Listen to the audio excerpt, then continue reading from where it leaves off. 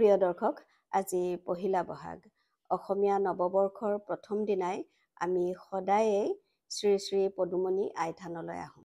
ধৰ্মীয় বিশ্বাসৰ ক্ষেত্ৰত মই সদায়ে কওঁ, ধৰ্মীয় বিশ্বাস হৈছে সম্পূৰ্ণৰূপে এক ব্যক্তিগত অনুভূতি আৰু ব্যক্তিগত বিশ্বাস। প্ৰথম বহাগৰ দিনা পুৱাতে উঠি যদি আই থানলৈ অহা নাযায়, তেতিয়াহ'লে দীঘলীয়া শাৰী পাতিবলগীয়া হয়। আমি পুৱাতে আহিছিলোঁ, তথাপিও কিমান ধূপ চাকি জ্বলিছে চাওক।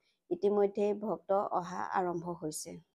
প্ৰথম বহাগৰ দিনা পদুমণি আই থানলৈ আহি ধূপ চাকি জ্বলাই সাধ্য অনুসৰি শৰাই এখন আৰু লগতে অৰিহণা দিবলৈ পালে মনত এক বিশেষ ধৰণে শক্তি লাভ কৰোঁ। এনে লাগে যেন যিমান বিপদ আছিল সকলো বিপদ আঁতৰি গ'ল। নিজৰ লগতে পৰিয়ালবৰ্গ আৰু বিশ্ব মানৱৰ মংগল কামনা কৰি আইৰ ওচৰত আঁঠু ল'লোঁ। আমি এইফালে গ'লেই পদুমণি থানত গাড়ী ৰখাই সাধ্য অনুসৰি অকণমান অৰিহণা দি সেৱা কৰোঁ।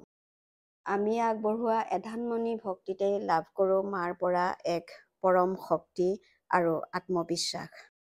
সকলো কুশলে থাকক। ধন্যবাদ।